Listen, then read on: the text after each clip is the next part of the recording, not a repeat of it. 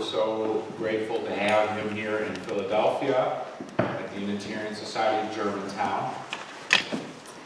I was reflecting, introducing John is in a concise manner is not an easy task. He is a man of great scope and gravitas in his career and his ministry. I am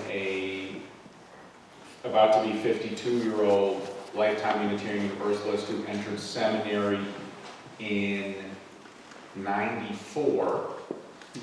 And in my life, I don't remember John not being an influence as a leader in the faith movement and ministry. I was fortunate that my first job as campus minister for the Mid-Atlantic States was housed at Universalist National Memorial Church in D.C. And John had a strong relationship of mentorship and coming out of a similar church with Vanessa Southern, who was the minister of that church, so I got to know him a little bit more. His daughter was living in the same apartment as Vanessa at the same time, and John, I got to be around him a bit to pick his brain, and so it's just special to have you here tonight, John. John served for 8 years as president of the Unitarian Universalist Association. He gave the faith movement a high profile of positivity and high impact, both in the prophetic, but also in the compassionate way we present ourselves in the world. John is one of the more traveled Unitarian Universalist leaders living today. I was grilling him. I think he may be the most traveled UU leader living today. He's been to 22 countries, 650 congregations. That's 22 countries with Unitarian Universalists. Right, 22 countries representing, I'm sorry, that's right, that he's been to... More countries than that I've visited. Thank you, I'm saying in leadership role in his ministry and visiting our sister organizations and Unitarian Universalists around the globe. He's been to 22 countries. As a minister doing ministry, he's been to 650 congregations. He's trying to figure out when the last time he was here was. We're not clear. Bill Gardner's time. Bill Gardner's time.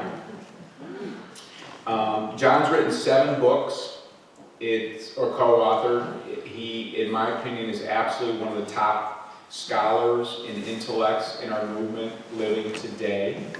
We give out one of his books to our new members, Chosen Faith. John has a baritone voice and a big chest filled with a big heart, and many of us who've been to GA have experienced him talk, pray, speak in ways that can move thousands of people with stories of the heart. He's one of the leaders who taught us that real men do cry. Yep. I've seen John many times cry in public, which I think is excellent. And this book, as we've been saying throughout the course of this day since I saw him late morning, is a tremendous exploration of important Transcendentalist and Unitarian history, helping us see the trends of how imperfect people who at times are stumbling and falling backwards and making mistakes, also are helping to check the trajectory of faith and goodness on the planet move forward. The one where he and I have been talking a lot about today, one step back, 2 forward. So I think tonight we know is so pertinent of how we're reflecting not only on this rich history, but how it might pertain to us discerning how to live out our faith most effectively with compassion and justice for all. Welcome to Reverend John Buehrens.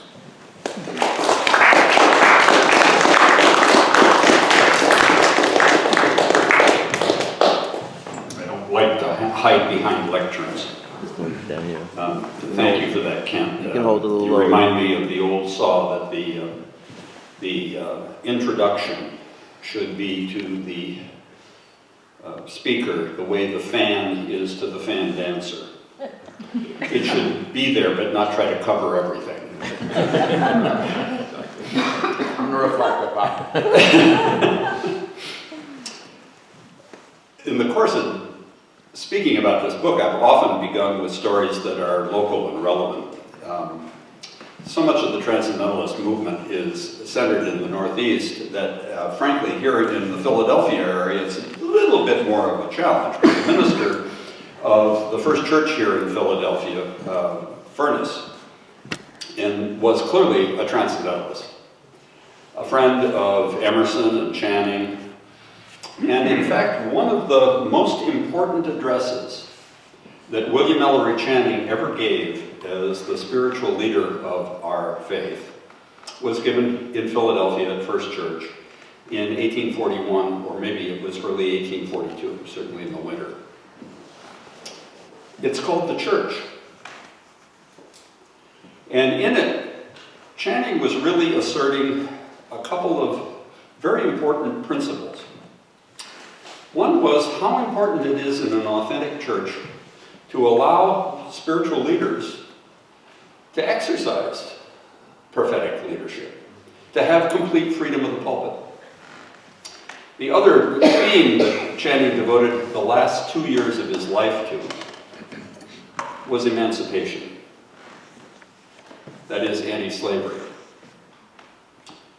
He chose the particular term emancipation because that was the one that was used by the British in abolishing slavery in the Caribbean in the 1830s. And Channing was actually trying to get American anti-slavery activists to pay attention to how they went about it.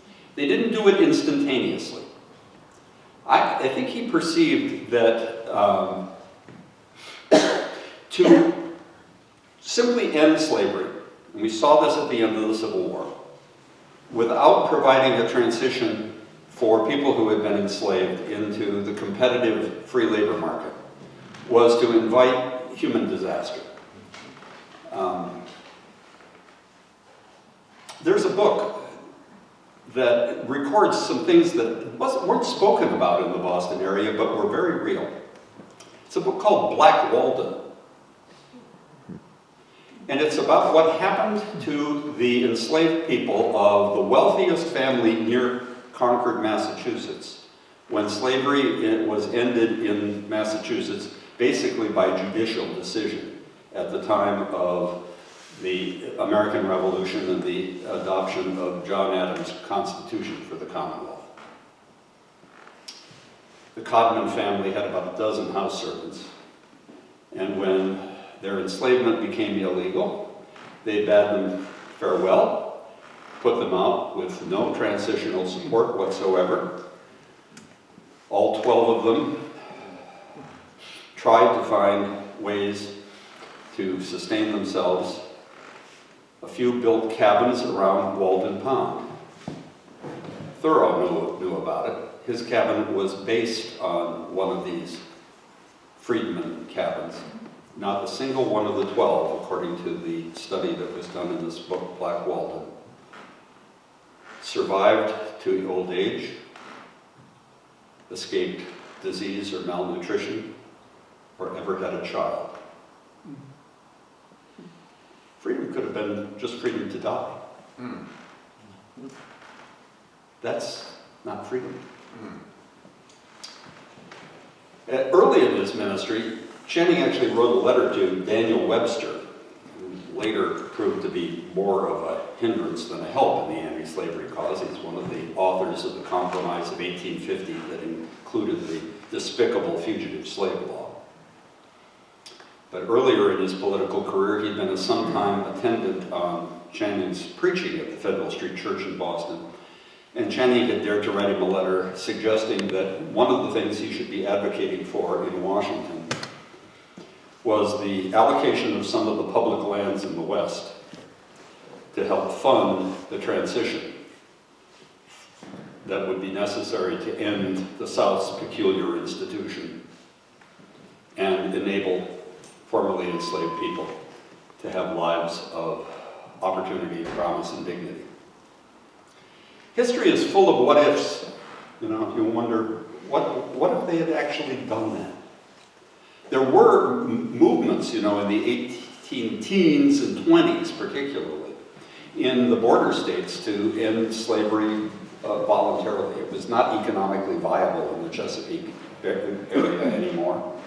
By the era of the Transcendentalists, Maryland had almost equal populations of freed African Americans and still enslaved African Americans. Philadelphia, of course, was very much tied up with the work of Moses, as she was called. Yeah, I certainly can do that, thank you. But the traffic that went between the Delmarva Peninsula and Philadelphia in helping people escape from slavery was really quite dramatic. One of the most important people, of course, to escape from Maryland slavery, first through Philadelphia and then on up to Massachusetts, was the man who became the most eloquent and best known fugitive slave in American history, namely Frederick Douglass. And this weekend I'm going to be going up to Rochester, New York, where he established first the North Star, then called Frederick Douglass's paper. And I'm going to be speaking both to the people of First Unitarian Society or Church up there, where Susan Anthony was a member, and then to the Frederick Douglass Family Institute in the afternoon. The people in my book are notable, as I was saying to some people over dinner and before this gathering, for the way in which they went about forming deep spiritual friendships, almost as a spiritual practice, and friendships that often crossed lines of difference in age, gender, social location, theology, and the most difficult in their era, race, perhaps still the most difficult. There's a great book out from Beacon, by the way, about, I'm going to block on her name, Deborah, it's about cross-racial friendships, and both the promise and the challenges of gaining and maintaining those. Well, one of my discoveries in doing this book actually involves Frederick Douglass.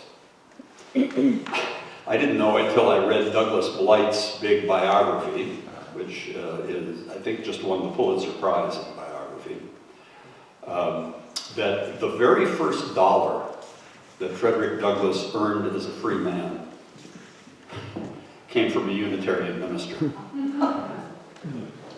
in New Bedford, Massachusetts, Ephraim Peabody, who gave him the opportunity to sort of do some chores, shovel the coal into the coal bin and things like that. But interestingly enough, Douglass never forgot that. He had been trained to preach basically in a Black Methodist manner, even before he came north. But the longer he was in the north, the more he interacted with Unitarians, especially in Boston during the 1850s, in the so-called vigilance committees that had arisen to rescue people from being returned to enslavement. Probably the most radical and effective leader on the white Unitarian side of that struggle was the Unitarian minister and Transcendentalist Theodore Parker.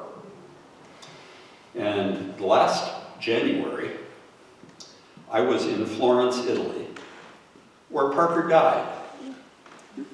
He died there because, like many people in this era, he suffered from tuberculosis.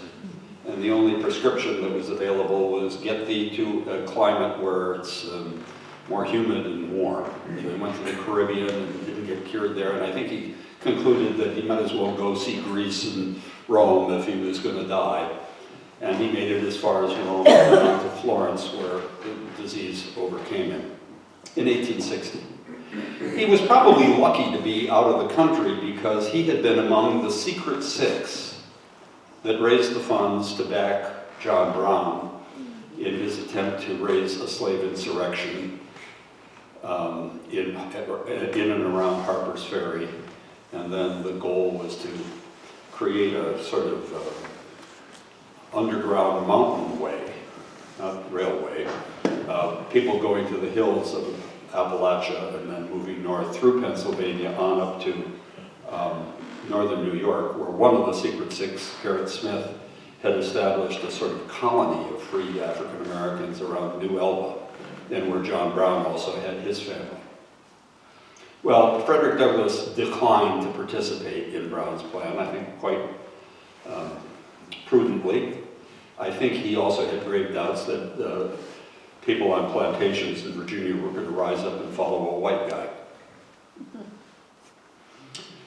So when I was in Florence, I wanted to go and put some flowers on the grave of Theodore Parker. Why? Well, Parker was just an incredibly eloquent spokesperson for justice in our faith. In fact, in this week that has been dedicated to celebrating the birth of Dr. Martin Luther King, it's worth remembering that he is the original, he's the origin of that phrase so often associated and used by King. The moral arc of the universe is long, but it bends towards justice. Tracing how quotations get picked up is an interesting historical thing, by the way. And I have now, I think, proven that where King got it was from the publication of the NAACP, The Crisis, in an article written by one of its white co-founders, the Unitarian minister John Haynes Holmes, who was one of the 5 incorporators of the NAACP, along with W.E.B. Du Bois and Mary Overton. Holmes was devoted to Parker in those, and whom he also often said was the inspiration for his own ministry at what became the Community Church of New York, where he also co-founded the ACLU, the Fellowship of Reconciliation, and many other noble causes. He was one of the first defenders of Margaret Sanger and Planned Parenthood. Holmes was named for John Haynes, his grandfather, who was the treasurer of Parker's congregation in Boston. I once saw in the office of the Community Church of New York the desk on which Theodore Parker had written his sermons, and where he often had a loaded pistol on the top, because he had a fugitive slave in the house that he was determined to protect, no matter what law enforcer came to enforce a despicable and immoral law. He is also the source, you know, of the phrase government of the people, by the people, for the people. That came down to Abraham Lincoln for use in the Gettysburg Address, because Lincoln's law partner in Springfield, Illinois, William Herndon, was a friend of Parker's, a devotee, somebody who got his printed sermons through the mail and who came multiple times to Boston, all the way from Springfield, just to hear Parker, where Parker would preach at the music hall to crowds that often overflowed a theater that seated 2,400 people. Well, in Florence last January, by happenstance, I was introduced to the woman who is both a nun and the keeper of the Protestant cemetery where Parker is buried. And she turned out to be somebody who has a PhD in American history from Cal Berkeley. And Sister Julia, in meeting me and hearing that I was going to put flowers on Parker's grave, said, "You know it's not the original marker, don't you?" I said, "No, I didn't." "No, the widow couldn't afford much. It was flat against the earth, kind of plain. The monument that's there now was paid for by Frederick Douglass." In 1887, when Douglass was the best-known African American on the planet, he was touring Europe, and he did the remarkable thing of arranging to take the overnight train from Rome to Florence, arriving on the exact anniversary of the day that Theodore Parker had died there. And that evening he wrote to a friend, "You were right about the marker. It's not worthy of the man. A man like that should have a monument that is a sermon in itself." When passing through Rome himself, Parker had allowed himself to be sculpted in clay by a man named William Wetmore Story, one of the better sculptors of his time. There's one of his sculptures in your Museum of Modern Art, our Museum of Art here in Philadelphia, another in San Francisco. Douglass went back to William Wetmore Story, whose father was Justice of the U.S. Supreme Court Joseph Story, co-founder of Harvard Law School, and the judge who had ruled in favor of the Africans aboard the ship Amistad. And he commissioned Story to do the monument that stands nobly, I would say, over Theodore Parker's grave to this day. It has a bas-relief bust of Parker in profile and treats him as the great American preacher, an advocate of ending slavery. And then below his dates and inscribed name are the words. His name is here inscribed in marble. His virtues on the hearts of those whom he saved from slavery and superstition.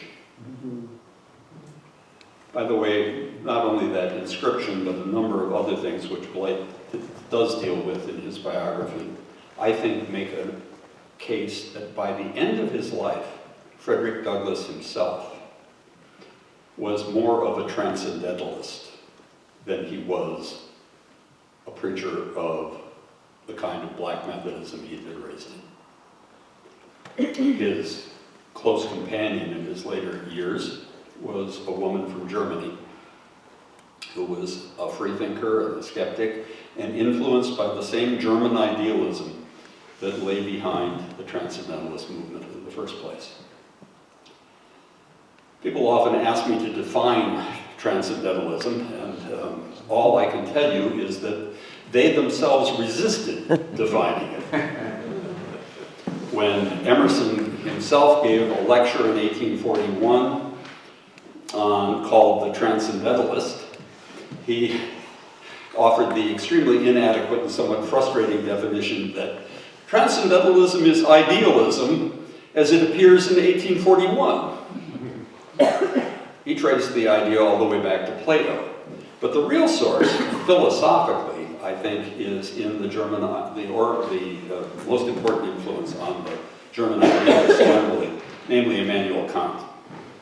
And if you know any philosophical history at all, you probably know that Kant is best known for what he called the categorical imperative in ethics. That is, you have no right to formulate a moral norm for others that you would not wish to have imposed on yourself, which, by the way, makes it a little hard to keep women in their place, or enslaved folks, right? Or to ignore the educational needs of the poor. All of these things soaked into these Unitarian ministers and friends who were Transcendentalists, and then manifested themselves in real social action and forged them into friendships. The people who didn't entirely agree with details of theology or tactics, but who were committed to that kind of pushing that moral arc. Kant had argued also that, you see, before we start to take in knowledge of the world through the senses, there are certain transcendent categories that are wired into our consciousness that sort out good and evil, and the temporary and the eternal. And that these are what really shape our moral and spiritual orientation as we try to interact with one another. To the extent that we just pay attention to calculating advantage in the marketplace and using sense data to figure out what we're going to do next and what serves our own needs. That's understanding, as Coleridge interpreted Kant. But to use reason is to understand that my full flourishing as a human being in my moral and spiritual life depends on my being involved in caring about yours. I will stay small. I will fail to fulfill my potential as a human being unless I care about you and you and you. Unless I get out of I transcend my ego needs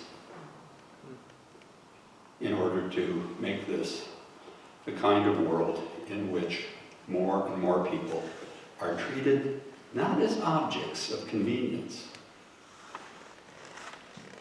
but as moral agents, as spiritual beings who need our friendship, who need to be respected for their moral choices, who need to be given opportunities to use their moral agency. We forget this stuff at our peril. And that I don't have to persuade you, I don't think, very much, that we are now in a perilous time when, in fact,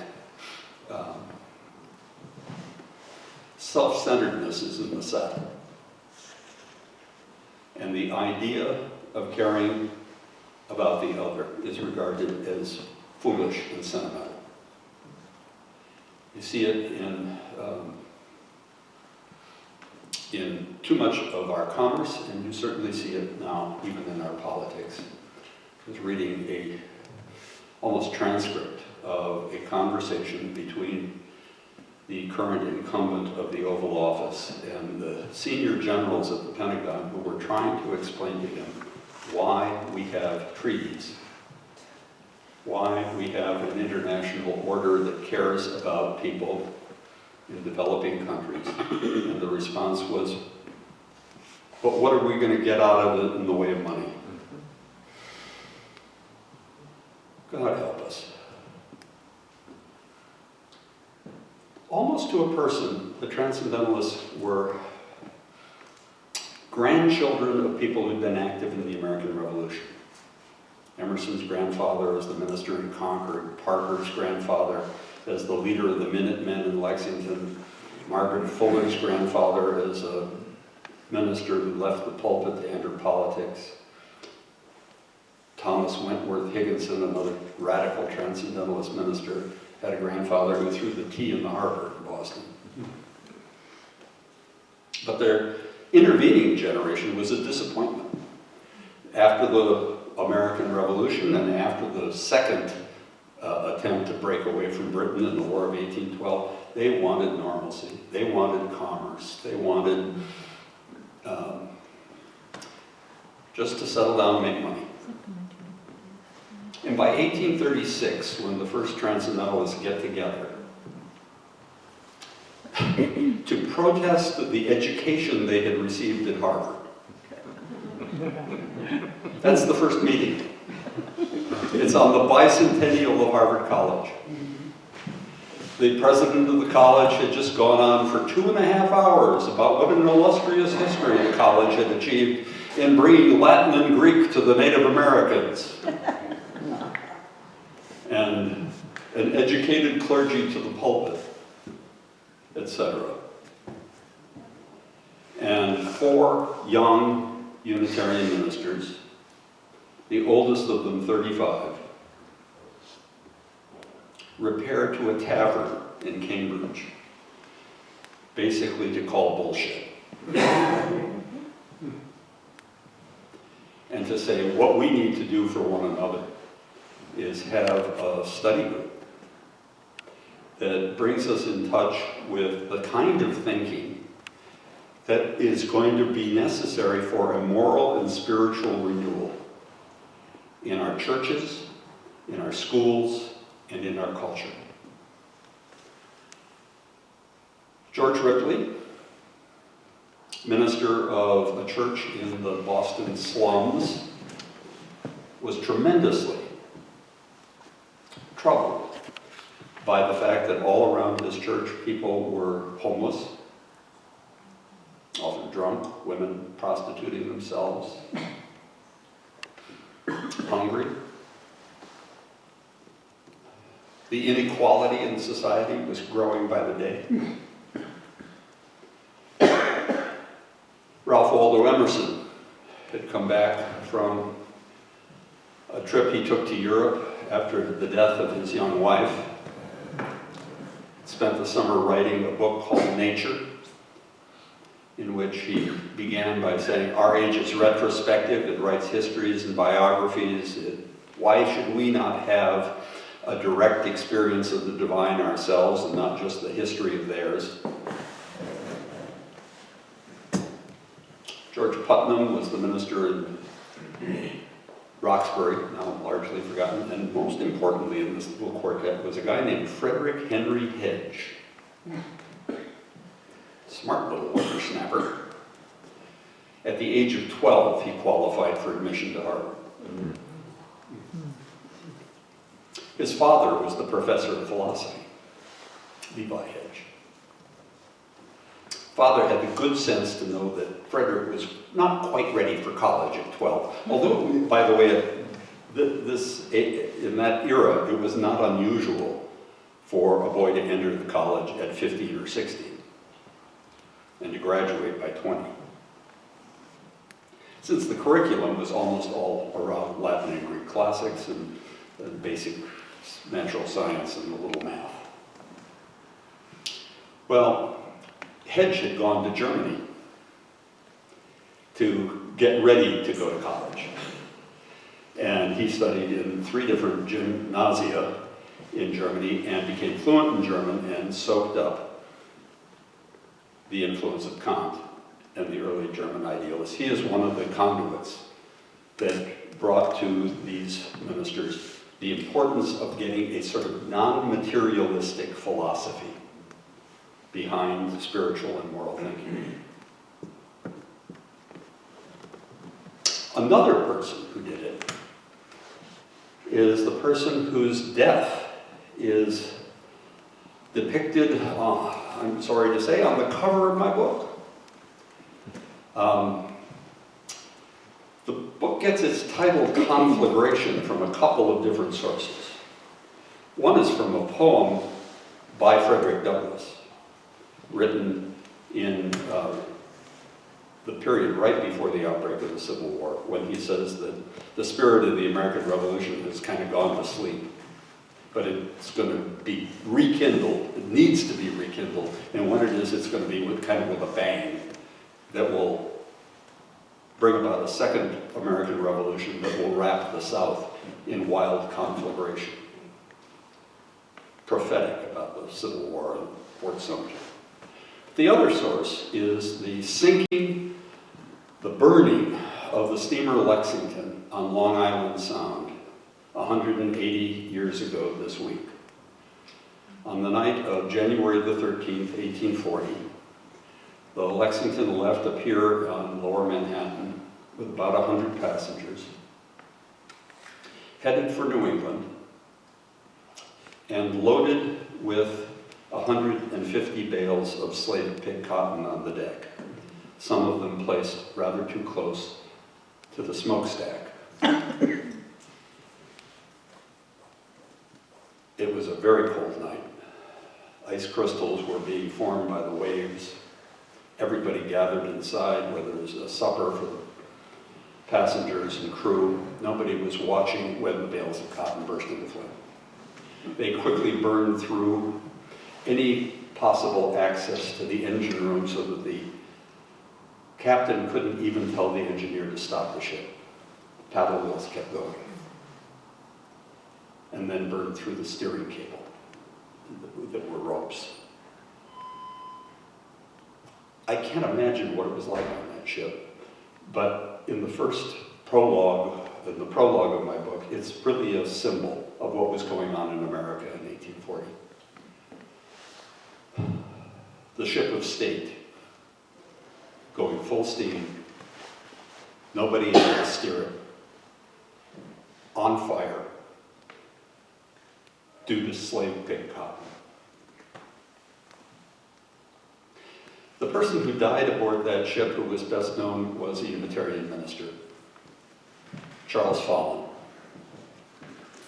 Born Karl Christian Theodore Friedrich Follin in Germany, he had actually come to the United States as a political refugee.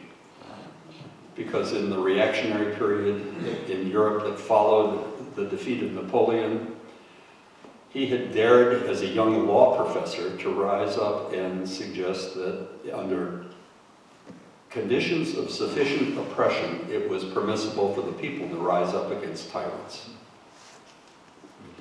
One of his friends committed an actual act of political terrorism. He fled to Switzerland, then to France. He came to America in 1825 with Lafayette, who was returning to the United States for the 50th anniversary of the American Revolution, and who had embraced the ideals of the French Revolution, as did Follin. Well, with Lafayette's help, Charles Follin had found a job at Harvard teaching German, and by the way, introducing gymnastics in America. This was not a guy who lived just from the neck up. He charmed the students because he actually cared about physical culture and set up a classroom with exercise apparatus and outside equipment to use in good weather.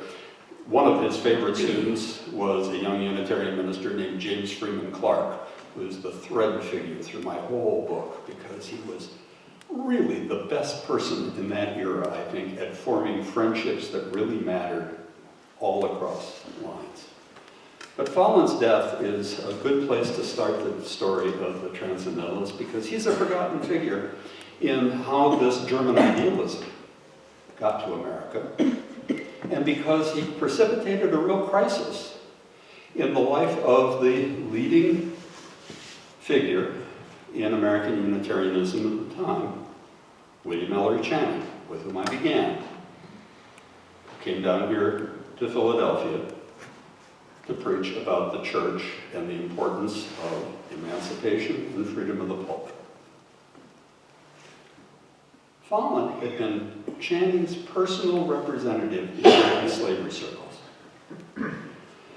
Because like Parker, William Ellery Channing had tuberculosis his entire adult life. The previous year, he had only been able to summon enough strength to get to the pulpit 6 times in the whole year.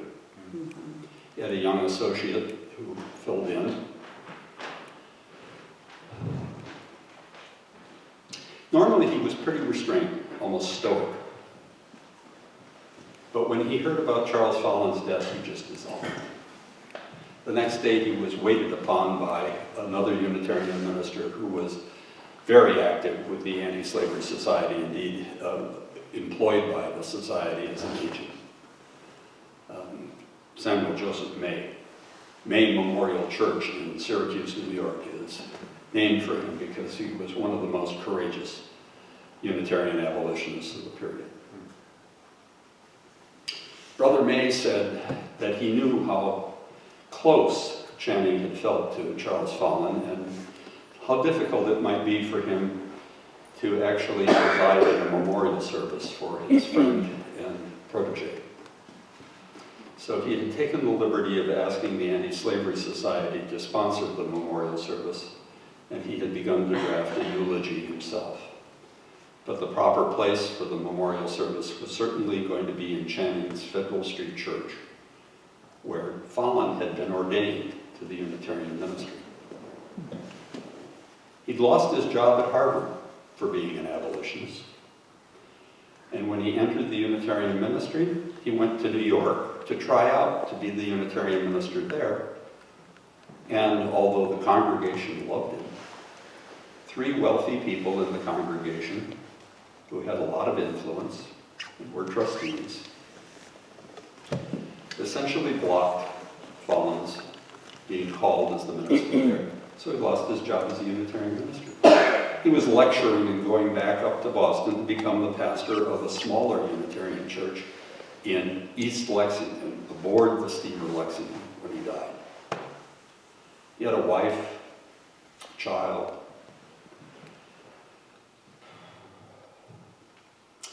Channing asked the trustees of his church for permission to have the Anti-Slavery Society sponsor this memorial service in the building. Although they initially said yes, under pressure from conservative people who had interests in the cotton trade, they then denied the permission, and Channing was just devastated. I think he felt that he had preached for over 30 years without being able to penetrate the conscience of his people who were still in thrall to filthy lucre. And his response was both temperate and pointed. He exercised his pastoral prerogative to preach a sermon about folly. It's a better sermon than the ones we get to read when we're in seminary camp. Because the discourse occasioned by the death of the Reverend Dr. Charles Follen is a meditation on how you can reconcile the assumption that we have to make in faith, that ultimately life is good, the universe is good, that it's capable of justice, that all of these qualities that we know in ourselves as possibilities have to be lifted up and attributed to the whole context in which we live if we are going to live faithfully. But that benevolence that we try to realize and hope for in the world as a whole, how do you square that with suffering? The suffering that must have been experienced on that deck, or by the widow and the orphan, or by Channing himself losing this friend. It's a poignant sermon. I quote part of it. But the more important part of it is that a little later, closer to the annual meeting of the congregation, Channing wrote to his trustees who had let him down so dreadfully, and basically said, I've decided to resign my role as your public minister, not your pastor. And you can keep all of my remaining salary or give it to my associate. In other words, keep your filthy money. And I will not be beholden to you for what I say on public matters.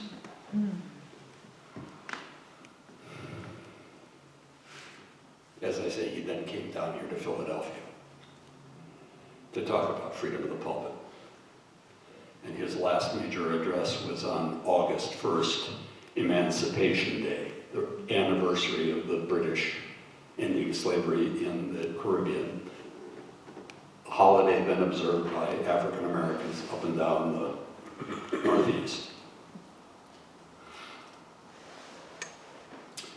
With his most pointed statement on what the North had to do in order to end slavery in the country. He knew it wouldn't be easy. After delivering that address, he himself succumbed to infectious disease and his tuberculosis and died. These are the opening chapters of the book. They lead up to the founding of the first Transcendentalist congregation in Boston, which was largely made up of people who came out of Channing's congregation just dreadfully upset about how he had been treated. Elizabeth Palmer Peabody was virtually Channing's volunteer secretary, and in addition to Follen, his closest spiritual friend, the woman who probably gave him the push to actually start using the term Unitarian about himself. By the way, Channing hated labels. He felt that it was a spiritual temptation for us to label ourselves abolitionist or transcendentalist or Unitarian or progressive or liberal, because there's a tendency when you adopt a label like that to say, oh, well, no, I'm one of the good people. Right. he felt very strongly that what matters is our character, not our abstract beliefs, and how our character applies itself in our deeds and our work. It was he who had encouraged a politician named Horace Mann to give up political ambition and devote his life to a crusade for quality, free public education for the children of the poor. It was Channing who persuaded a woman named Dorothea Dix first to go into the jails as a minister where the men had failed, and recognized that many of the people who were jailed were there simply because of their disability or mental illness, and to start a national crusade for decent treatment of people with such infirmities. If you see a statue of Channing in the corner of the public garden in Boston, it makes him look like he was 8 feet tall, because he was a spiritual giant. But the fact of the matter is that at times he weighed somewhere between 90 and 100 pounds, because he was so ill. Sunken eyes. His power as a preacher came out of his vulnerability. That's why I cry sometimes, Ken. It's one part empathy with these intractable aspects of human suffering that we ought to all too often ignore. And it's one part, frankly, gratitude to be in a tradition where I am continually inspired by the people who went before me and challenged to live up to what they did, knowing how much is left undone. Well, I could talk about a lot of other aspects of the work of the Transcendentalists. George Ripley, who was one of the original four, finally quit that church that wouldn't do enough about the poor all around it to start a little experiment in more egalitarian living called Brook Farm.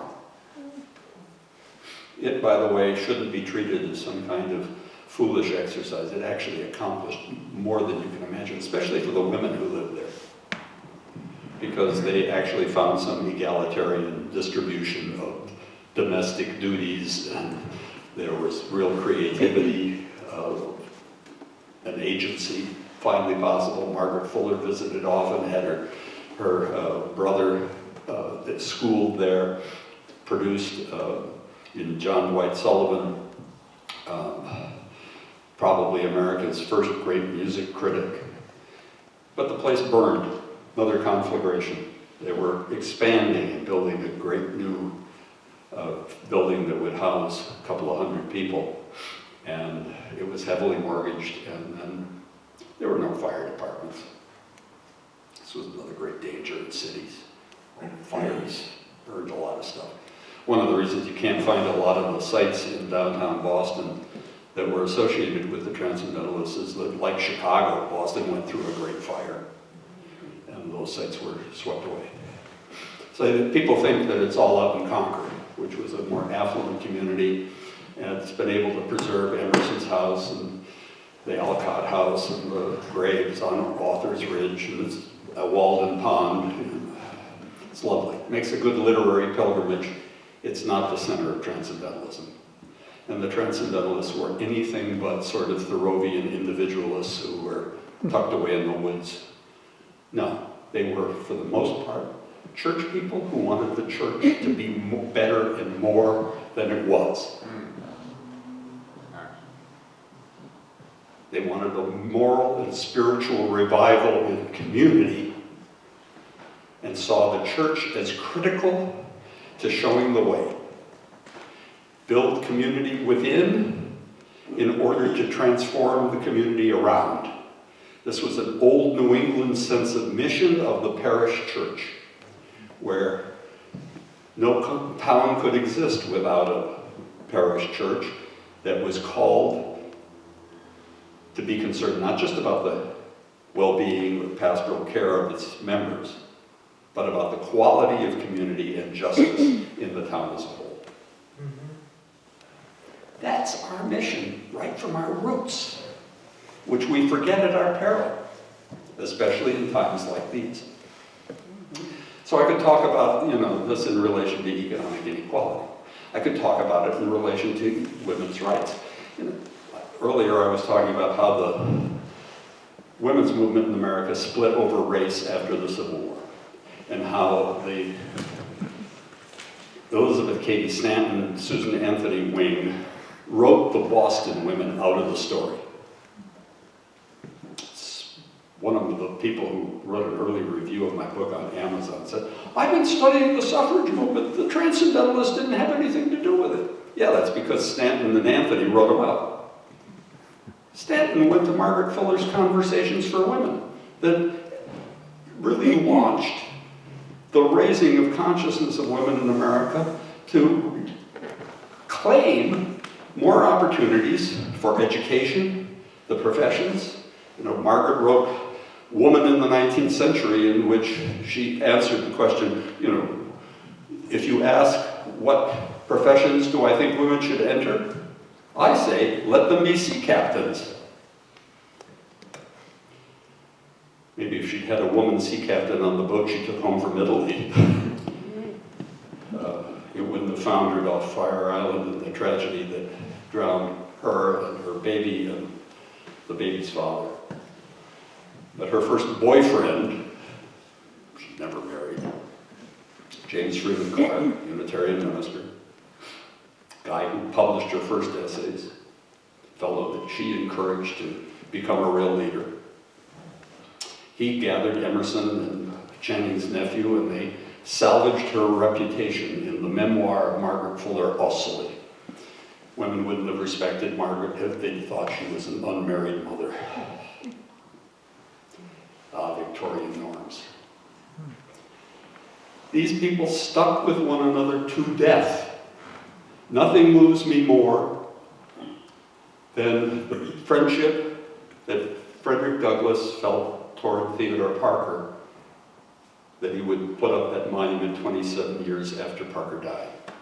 But there's another cross-racial friendship in the book that gets a whole chapter, and it has to do with a guy named Lewis Hayden, who escaped from slavery in Kentucky, where he'd been owned by the family of Henry Clay, the co-author of The Compromise of 1850 and the Fugitive Slave Law.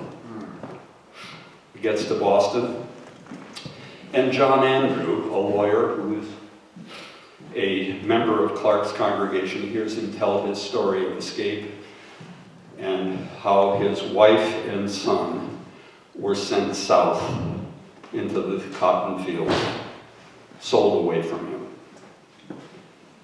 Well, he found another life companion who came with him into freedom. But he was no Frederick Douglass as an orator. He tried out as a speaker for this anti-slavery society in front of the Concord Women's Female Anti-Slavery Society for an Emancipation Day picnic and rally on the slopes of Walden Pond, where the speakers stood on the steps of Thoreau's cabin. And frankly, he failed as a speaker. His white allies didn't abandon him. They thought there's probably another creative role that Lewis could play. So remembering that the first radical black abolitionist in town had run a used clothing store where people could come to get the warm clothing that they needed to get through a New England or Canadian winter, they set him up with such a store on the backside of Beacon Hill, where the African American community of Boston had its center. And right behind it, he and his wife ran a boarding house, which when Harriet Beecher Stowe visited it, was housing 13 fugitives. It was the major station on the Underground Railroad in Boston. When Parker spoke in front of 4,000 people about the capture of a slave from Virginia called Anthony Buehrens in 1854, By the way, he started by addressing the Bostonians as fellow citizens of Virginia, pointing out to them that what the fugitive slave law had done was make even liberty-seeking New Englanders subject to the laws of Virginia. When Parker did that, Lewis Hayden and Thomas Wentworth Higginson were at the courthouse, preparing with a battering ram to knock in the door and try to rescue Buehrens. The plan was to have somebody go to Faneuil Hall and shout, "The African Americans are at the courthouse trying to free him now," and have the 4,000 people pour out, led by Parker and others, and surround the courthouse and basically intimidate the relatively few officers there into freeing the captive. Unfortunately, it didn't work. The leaders ended up behind the crowd. They were up at the stage end of the hall. Everybody went up. So the crowd was leaderless. And the intimidation never pulled together in the way that they had hoped. And even when Higginson and Hayden broke through the door of the courthouse, there was no way of getting the man free. But when Anthony Buehrens the next day was marched out to a Navy vessel to be sent back south, all of Boston poured out, including the people with ties to the textile industry, like Abbott Amos Lawrence, who owned the mills of Lawrence, Massachusetts, who wrote in his journal, "We went to bed old-fashioned Boston cotton wigs. We woke up stark, raving abolitionists." This, my friends, is an example of the one step backward, two forward. I learned as a national leader of the Freedom to Marry movement that we actually had to lose some electoral battles in order to build sympathy for the cause. Losing forward is a strategy for building support for needed change. We are currently in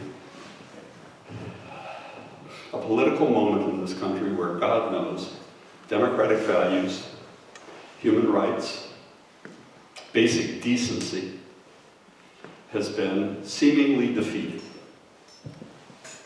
I cannot believe that it's permanent. I believe that if we maintain the kind of solidarity across differences that our Transcendentalist forebears did, we have a chance to move 2 steps forward. They talked about a second American Revolution.